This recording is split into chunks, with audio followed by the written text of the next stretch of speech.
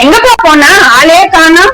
Vegetables வாங்குறதுக்காக போயிருந்தேன்ப்பா. போற போக்க பார்த்தா வெஜிடபிள்ஸ் விலையும் சவரன் விலையும் ஒரே மாதிரி ஆயிடும் போல. ப்ராப்ளமும் நாம தான் கிரியேட் பண்ணோம். அப்ப அதுக்கு சொல்யூஷனும் நாம தானே கொடுக்கணும். கொஞ்சம் புரியுற மாதிரிதான் சொல்றேன் கேளு. வெஜிடபிள்ஸ் வாங்குறதுக்கு ஒரு ஏசி போட்ட கடை, அதாவது ஒரு பிராண்ட்ல இருந்து நம்ம வாங்கும் போது 18% இருந்து 30% வரைக்கும் காய்கறியோட விலை நம்ம ரோட் சைட் வாங்குற கடையில இருந்து அதிகமா தான் இருக்கும். ஒரு வாரத்துக்கு அப்ராக்சிமேட்டா ஒரு ஆவரேஜா சாப்பிடுற ஒரு ஃபேமிலிக்கு வெஜிடபிள் செலவு 600ல இருந்து ஒரு 1200 வரைக்கும் ஆகுது. அப்போ ஒரு மாசத்துக்கு நீ சொல்லு, ஒரு 4000 5000 இருக்குமா? அப்போ ஒரு வருஷத்துக்கு 60,000 75,000.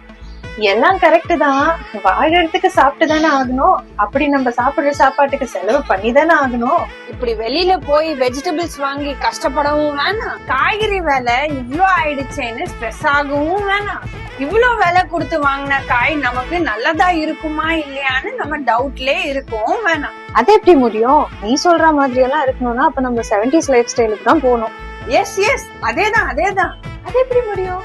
நான் சொல்ற பிளான் படி பண்ணா கண்டிப்பா முடியும். கீப் வாட்சிங்.